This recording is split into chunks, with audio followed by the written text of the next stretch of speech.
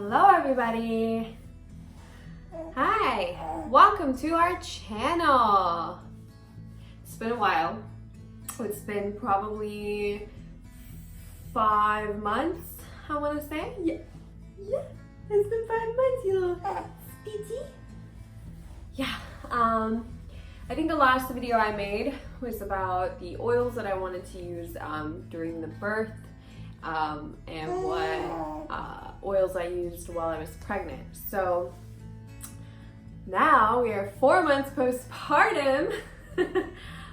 So I'm actually going to talk about my birth story, which you already know if you've clicked on this video. So let's start from the beginning. My due date was September 14th, and my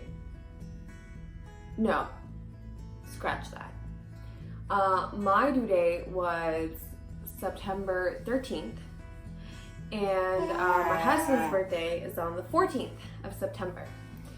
So my due date came and went, and nothing happened. So 2 weeks before my due date, I went to go get my checkup, and I was 3 centimeters dilated and like 90% effaced. So if you don't know what either one of those things are, so when you're dilated, that's how much your cervix opens, and when you're effaced, it's the thinning of your cervix. So it has to be 100% effaced. And then, I mean, labor can or cannot start. I mean, there's all these like little details. There's no like one way, but that's essentially what effaced and like dilation mean. So I was like, that's great. I could probably go into labor like before my due date. No.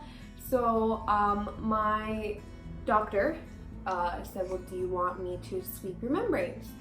So I was like super nervous. I was like, I don't know, like I just really don't want to make anything happen if it's not ready to happen. You know, I'm doing this whole like naturally. And so I went home, and by then it was so big. I was like 170 something pounds. So anyway, on my next visit, on my 39-week checkup, I said, go ahead, do it. So she did it, and it was horrible. It hurt. Horrible cramps. I was like, am I going into labor? But nothing was like happening, like there was a rhythm. So I knew that I wasn't going into labor or anything like that, that those were not contractions due to labor, that I had just really bad cramping, and there was bleeding. So a couple days later, she messaged me. She said, hey, I'm going into office to give somebody else another membrane sweep. Do you want another one since you haven't gone into labor yet? And I was like, sure, why the hell not? So went in again, maybe like 3-4 days later, she swept my membrane again, and nothing. So my due date came, I went in for my checkup. She looked, she was like, you're pretty much like 100% effaced. I mean, like there's nothing left of your cervix, and I was still stuck at 3 centimeter dilated. So we went home, and now it is, so that was the 13th, it is now the 14th. And this is my husband's birthday, and I'm like, let's go do something, let's have dinner. He's like, no, like, I just wanted to come today. Like, I wanted to come on my birthday. So we end up just doing a regular like morning routine. We have dinner with his parents, and then we went to go look at some houses, which meant that we had to go in and out of the car like a bunch of times. And this wasn't like somebody was taking us around to go look at houses. We were just kind of looking at houses that were like semi-done being built. So we were just walking around in them, going up and down stairs. So it was pretty vigorous for me. Anyway, we're on our way home, and it's about 8:30-ish, maybe like 9 now. Yeah, probably like 9:30. And I start getting horrible cramps, and I'm like, oh, and I'm just like embracing myself in the car, and I'm like, man, like we did some walking today because I am feeling it. Didn't know that I had started labor. You know, my contractions had started. So we, you know, come home, they leave, and it went away, and it came again, maybe in like 45 minutes. So this kind of went on where they were either 30 minutes or like 45 minutes or an hour apart from one another. From pretty much when it started at 9:30 p.m. Till about like 12 a.m. 1-ish. This is when he wanted to like stay up with me, and I said, no, if these really are contractions, like, and we're gonna go into labor here soon, I need you like awake and rested. You know, I'm gonna need a lot of help and a lot of support. So I told him to go to sleep, and I lay down with him as well, and every hour I woke up to contractions, pretty much from like whenever it was I went to bed, like 1 a.m. till about like 6 a.m.-ish in the morning. And then finally I just got up and I was like, I'm not even getting a good night's sleep here. And they were getting closer and they were starting to hurt more. So I have an app on my phone that like counts and records how far apart your contractions are. So I had done that like the night when it started, and when I woke up I started to do it again, and I was like, oh wow, they're like 15 minutes apart. So I pretty much got like last minute things ready and packed, and I woke him up, we took our showers, and you know, I called the hospital, told him what was going on, and somewhere around like 8:30 I think we like left the house, or we left the house. And this is now, so I woke up around like 6 a.m. They were 15 minutes apart. By the time we were leaving the house, which is like 8:30, they were like 5 minutes apart, I want to say, like 3 to 5 minutes apart. So we went into assessment, and they checked me to see, you know, if I could be admitted or not. And you know, they monitored my contractions. They're like, yeah, they're definitely like 3 minutes apart, and you are about four-ish, maybe 5-ish centimeters like dilated. I was like, okay. So they got me in, and I had the room set up. I had all my oils, so I did ylang ylang, and I think it was balanced, diffusing, and then I had ylang ylang pretty much like in my hand, and then I had my Hypno Babies classes tracks playing. So that's one of the things that I did. I didn't take like a birthing class like most people would traditionally. I did like an online course, and it was called Hypno Babies. It's different than like hypno birthing. They sound very similar, but they're very different. So I did Hypno Babies, and I had these tracks. I'm not gonna lie, a lot of times I wasn't like focused on the tracks, but every now and then I like was, you know, kind of coming. Hi, you have so much to say. She's talking. So every now and then, like, my ear would catch the track. It was always so motivational and so positive, and it would just keep me going, you know, keep me going. Because there were definitely times where like it hurt a lot. So they also have a tub. This is at Women's Hospital here in Baton Rouge, Louisiana. So the tub, the way that the tub is, it just had like a really weird design. It was definitely not made for comfort, not made for people to like have water births, that's for sure. The way that it was is like the tub had a step in it, so you couldn't like lay out fully. And then where you would think to lay out, where it like was like the lower part of the tub, the way I would lean my back is where the water faucet was. So it was really weird. And anyway, I tried to make it work. You know, I got in there. I also had to have antibiotics put in me so they said it's every 4 hours, but the way that it kind of works out is it's really like every 3 hours, because they have to pump these antibiotics in me, which takes about like 30 minutes, and then it stops, and then not from when it stops, they take the 4-hour interval from when they start the antibiotics. So the next time I would get it would just feel too soon. And I hated it. It burned when I got the antibiotics. The reason why I had to have the antibiotics is because I was group B strep positive. So being a carrier of that, even though I've never had strep in my life, because I wanted to give birth vaginally. The baby could then be a carrier, and if she were to have strep is like very fatal for babies. So that was very sad for me, but I think I made the right decision because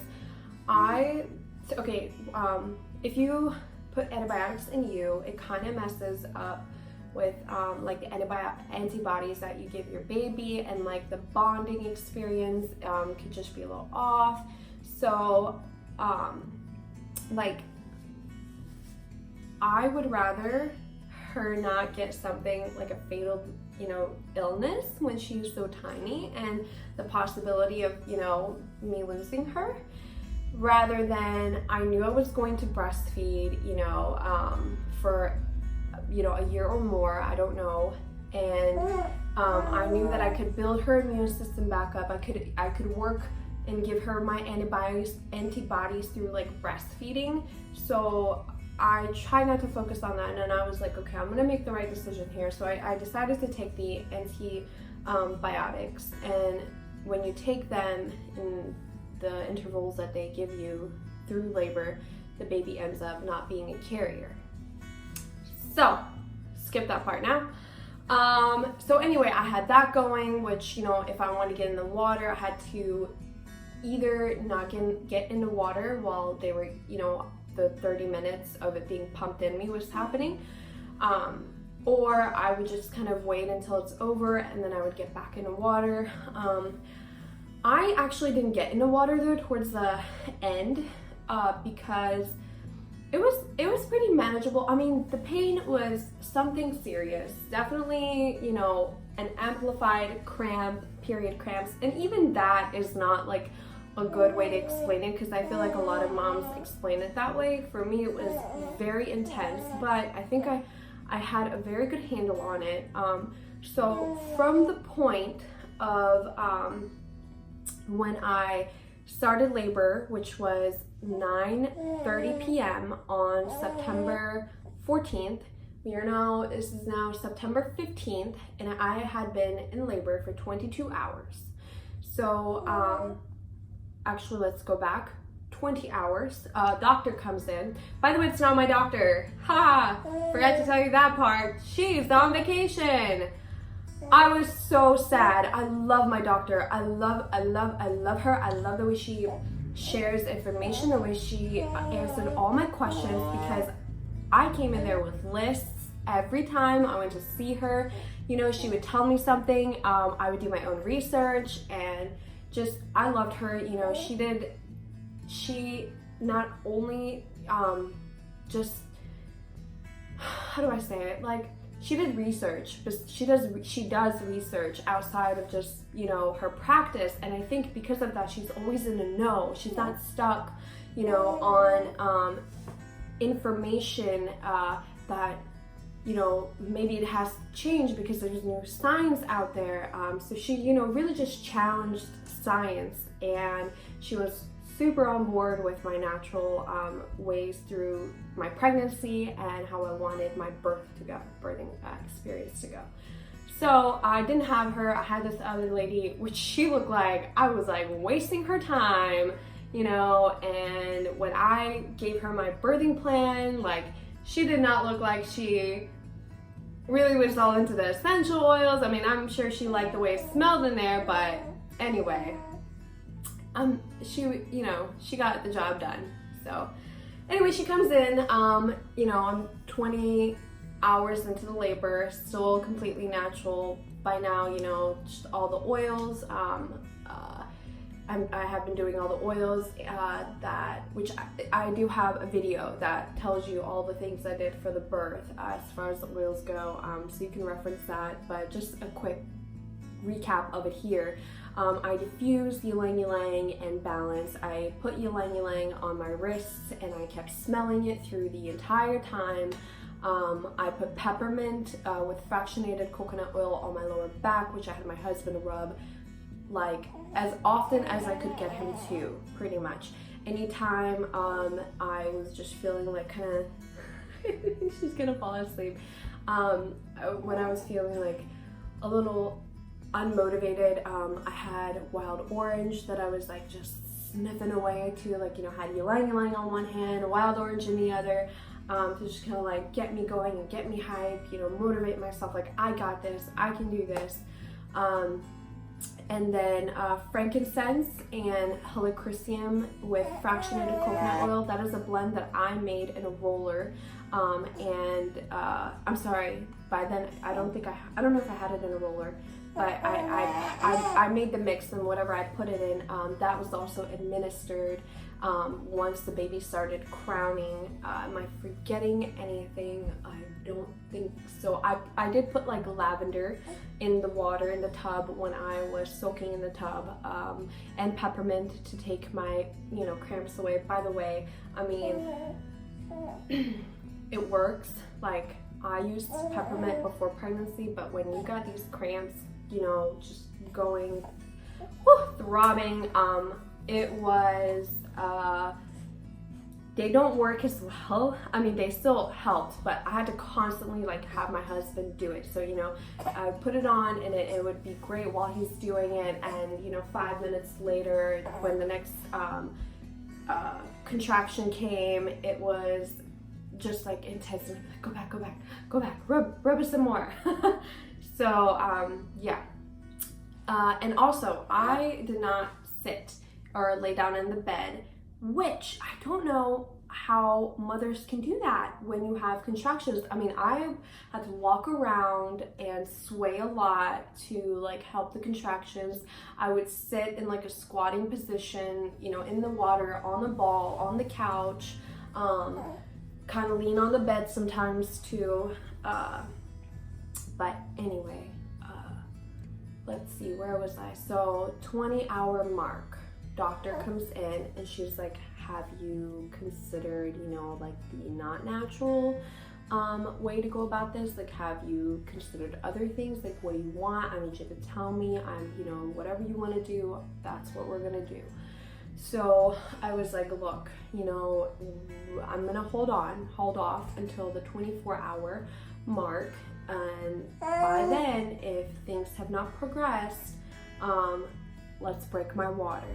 So she checks me and she goes, yeah, it seems like you really haven't dilated since you've been here. Super demotivating to hear that, when everything, all the pains you just went through for 20 hours and you're like, nothing has happened? What is going on in there? You know? So 2 more hours pass. We are at the 22-hour mark and things start to get really intense. And I told the nurse, let's go get her. Let's break my water. Like, let's get things moving along. So the doctor comes in and she tells me, okay, I just want to warn you, everything you've experienced up to this point in this labor, it's all about to change. You're gonna have to forget it, because once I break your water, it's gonna be a whole nother pregnancy that you a whole nother labor that you are going to be experiencing. It's gonna be very intense and it's going to hurt, and things might move along very quickly. I was like, holy shit, what is she talking about? So she goes in, she breaks my water. It did not hurt for her to break my water. I didn't feel a damn thing. What hurt is her hands going in there when she checked to see how much I was dilated. Man, oh man, did that hurt.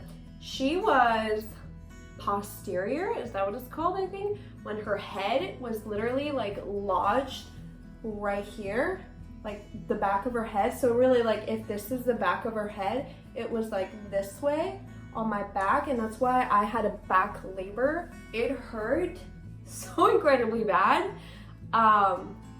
I almost really would like to experience not having a back labor, so maybe like if I had her turn the right way, I don't know, I could have felt things differently. Who knows? Maybe not.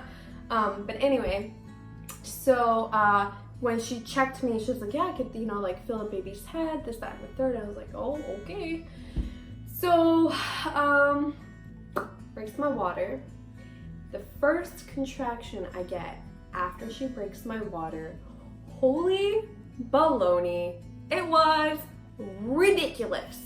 I mean, I went from, I got this, I'm handling this, to, oh my gosh, I was like squirming in the bed and like just yelling and, you know, not like super crazy yelling, but definitely groaning and like yelling and like, it hurt so bad. So I was like, well, I'm screwed. So that also made the contractions closer and closer. So they were like 1.5 minutes apart. So to feel that like extreme pain so close to one another, it was just really, really hard. I was sleepy, very tired. I mean, you know, even though I went to bed when he did at 1 a.m., I really didn't sleep. I mean, I was up every hour, you know, with the pain. So if I wanted to count, you know, so the night of the 14th is when I went to labor, but really, like, if I wanted to count back to when I really woke up that morning around like 9 a.m., that's how long I had been up. I mean, I haven't done the math, you know, but so yeah, I know, Sheila, you're so sleepy. She's so sleepy. So we're gonna rock while we talk.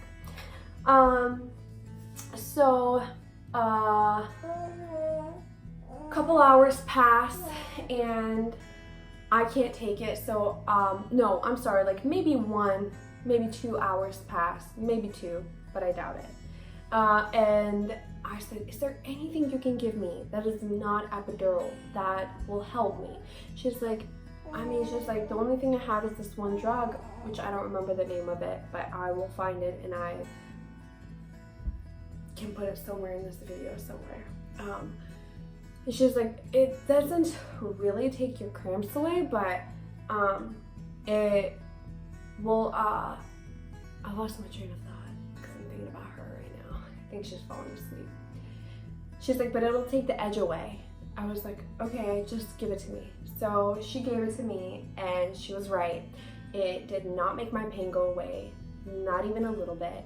The only thing it did is it made me super loopy, like I was high on a very, very good pill, and I did not like that feeling.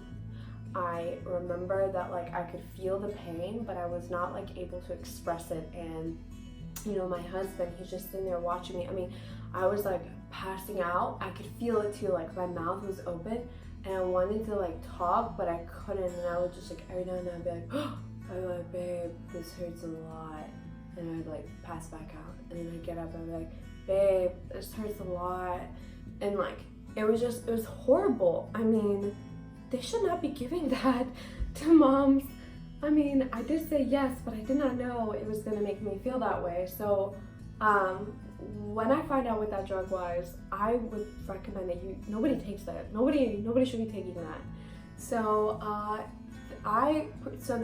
that whatever they gave me, the pill, lasted for like 3 hours, and then once it was like starting to wear off, I was feeling horrible pain. So they came and they checked me, and she was like, oh no, I'm sorry. She came in to check me, and she said, all right. She goes, do you want me to check you? And I was like, I think I'm ready for an epidural. And she was like, okay. She was like, well, let's just check you and see where you're at. So we waited for a contraction to end, and she was just about to check me, and I got another contraction, and I just lost it, and I was in so much pain. I told her, no, get your hands out of there. I can't even deal with you checking me right now. I just want you to get me epidural right now. So she was like, okay. So they get the guy for the epidural, which is so scary. They tell me that I have to sit completely still when I've been like a little octopus in that bed. I'm in so much pain. So they get this special guy who is the anesthesiologist, and he has to administer this. So him and his buddy come in, and it's about a 15-minute ordeal where they, give you the shot in the back, and then they have to like, you know, hook the IV, and then they have to like tape the IV, you know, a certain way, because I'm gonna be mobile and I'm gonna be pushing and I'm gonna be laying on my back, you know, so like they have to make the catheter, you know, put it in a safe place. She was knocked out, and good timing too, just nap time, yay.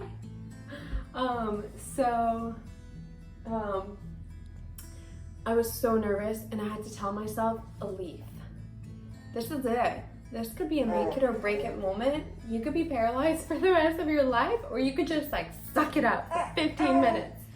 So the nurse, and by the way, like throughout this whole thing, when I had the nurses, they changed shifts, and I want to say it's every 6 hours you get a new nurse. And every time I got a new nurse, you know, I really liked them, but this last nurse I had, pretty much she was with me through the worst part of it. She was with me right before I got my water broken, and then pretty much up until the point I had the baby. And she was wonderful. I wish I could remember her name. She rubbed my back for me. She encouraged me. She was a trooper. I mean, she should be a midwife, you know, which this experience really taught me that I think next time I want a midwife. So anyway, I'm like skipping things here. So the guy comes in, and you know, this nurse, the same nurse, she's holding my hands and she's telling me that it's okay, and she's like, you're gonna do it, you can do this. And she holds my hand, she's like, you're gonna sit very still for me. And so she holds my hand, she's like, you squeeze my hand as tight as you want.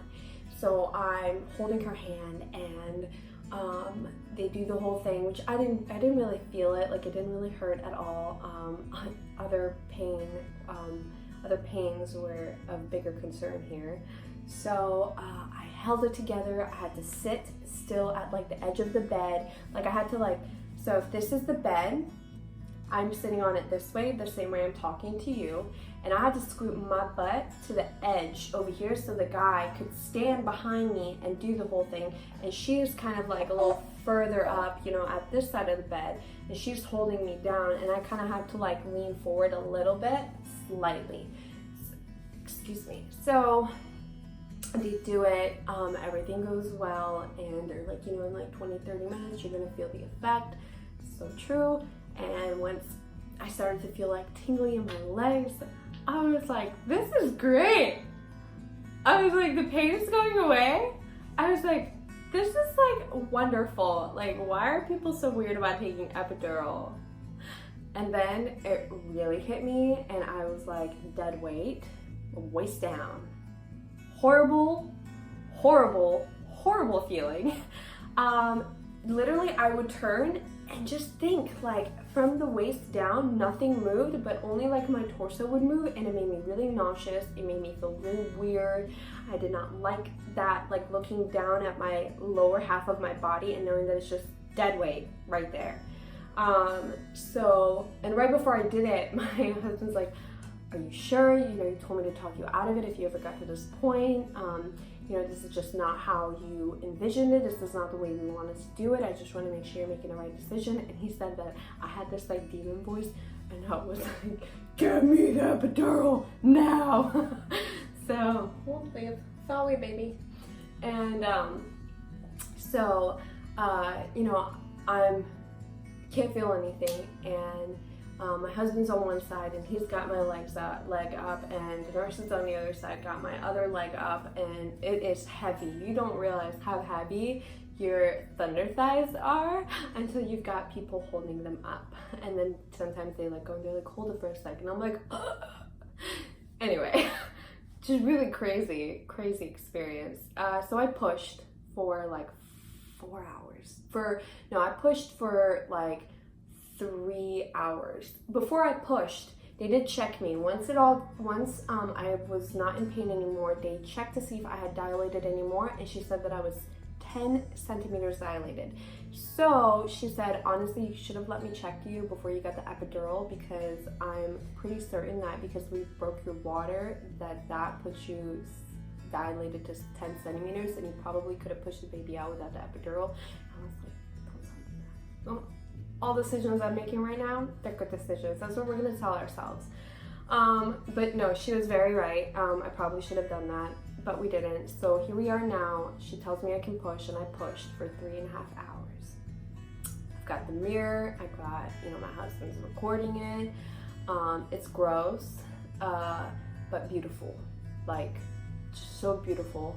I loved having a mirror because it was such a huge motivation for me. She just had so much hair, and I could see her hair, and I was like dying to just have her out of me so I could hold her and embrace her. It was just wonderful. Yeah, you do go number 2. It pretty much doesn't stop the whole time. Everybody saw that. It was great. I have videos of it. It happens and nobody talks about it, but we're gonna talk about it. And now we're done talking about it. So also there's a lot of liquids, especially when they like broke my water. Like, it just looked crazy, and I just felt like water was never gonna stop coming out of me from all the amniotic fluid. Anyway, so after 3.5 hours, she's like, all right. She's like, I think we made some progress here. I'm gonna call the doctor, and I'm gonna have her get the baby out. So doctor actually lives in my neighborhood, or like the neighborhood that like joins to my neighborhood. So she was like 15 minutes away. She came and she walked in, and it was like a SWAT team. Her and like 6 other people. You had the baby doctor that's there, just in case after the baby comes out anything happens. She's there, she's ready to go, with all of her tools and things, and she has her corner with the little baby bed, and then the doctor's like right hand assistant, and then 2 other assistants that just kind of get her ready. 10 minutes, this lady was like ready to go, and they were just zoom, zoom, zoom, zoom, zoom, like just going all over the room, getting everything ready. And then, so how I told you before, my husband had one leg, the nurse had the other when I was pushing. Now my husband gets replaced by one of the doctor's nurses, and so I have 2 nurses aside of me, and they put my legs up on these things that like hold them. Not a good vision, like it just does not feel good. But anyway, so I had that. I'm super nauseous. I'm very nauseous, and I get these chills. So I kept shaking. It looked like I was having like a non-stop seizure. I don't know why, but they said that it was normal. That cannot be normal. I don't think that, if you watch the video, that does not look healthy. But so I was like shaking, and I was like cold, and I felt like I was freezing. I could not feel anything when I was pushing, just whatever visual I had from the mirror, and I was extremely nauseous from my lower part of my body being the way that it was, just not having that control. So just want to show you that. Look at that. She's gone. She's out. Where was I? So I'm pushing, and she is putting oils on my perineum, the oils that I provided her with, which was a mixture of frankincense, fractionated coconut oil, and helichrysum. I did this before, like towards the end of my pregnancy, because I did not want to rip, and I had them do it during the birth too.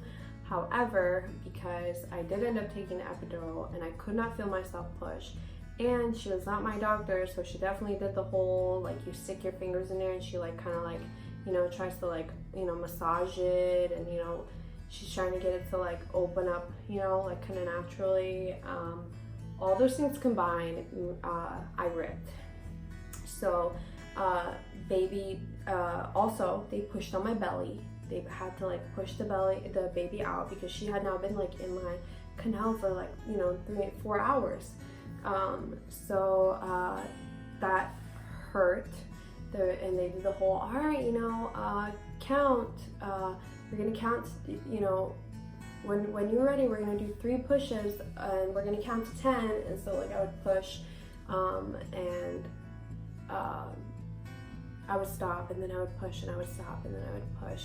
And so I could see her, she was coming down and down and down, and then the nurses were pushing on my belly.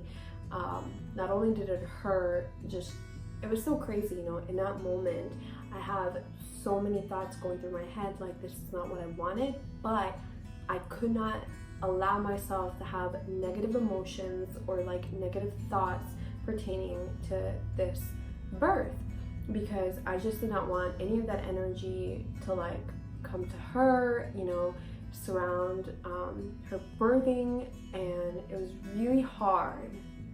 It was really, really hard. I would recommend all moms, whatever plan you have, to just like practice mindfulness, you know, through the pregnancy, before pregnancy, you know, right before you deliver, to just really like mentally strengthen yourself, to be able to go with the flow, because anything and everything could happen, as you could see. I mean, I made so many videos just going with how easy my pregnancy, I mean, it was hard. There were hard times, but I think compared to other women, I really did not have much to complain about, and I was grateful for that. And I thought my birthing experience was also going to be the same, but it wasn't. So she comes out and they put her on me, and she's purple. So her oxygen level was down, and you know, we're like slapping her, all right mama, like start crying. And she was kind of crying, but you can tell she had some like fluid in her mouth. You know, she started to like make movement and stuff, but anyway, her oxygen was really low. So they're like, sorry, we can't do delayed cord clamping, so we're gonna need you to cut the cord now. So I had my husband come and he cut the cord. The baby doctor that was there, she came and she grabbed her so fast, like away from me.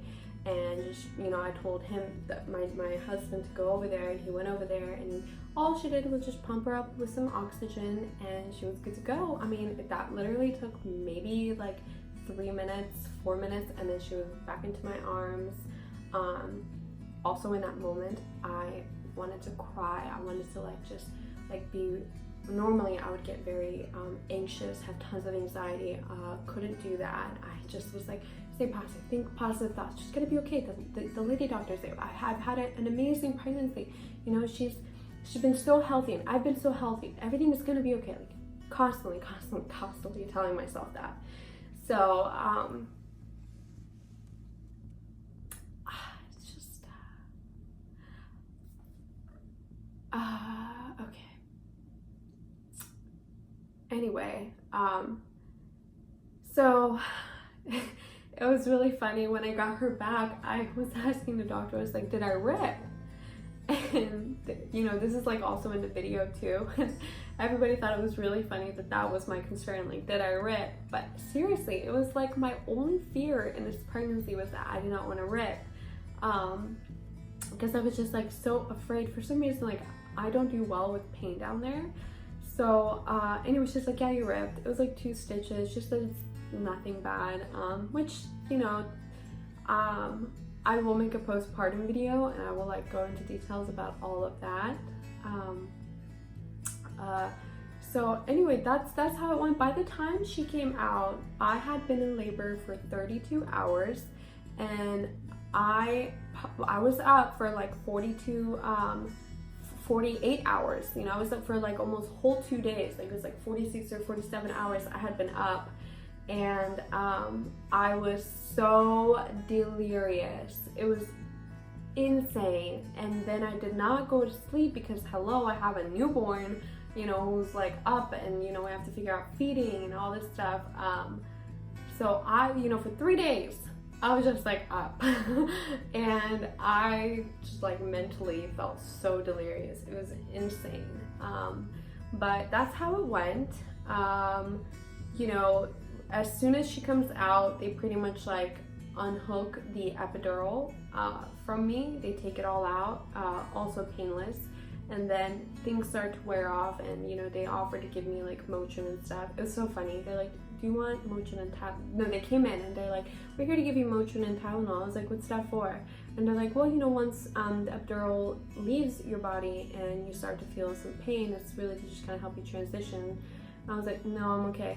Once that epidural left my system and I could feel the stitches down there, I was like, beep, nurse, can I get that Motrin and Tylenol that I said no to? So definitely took some of that.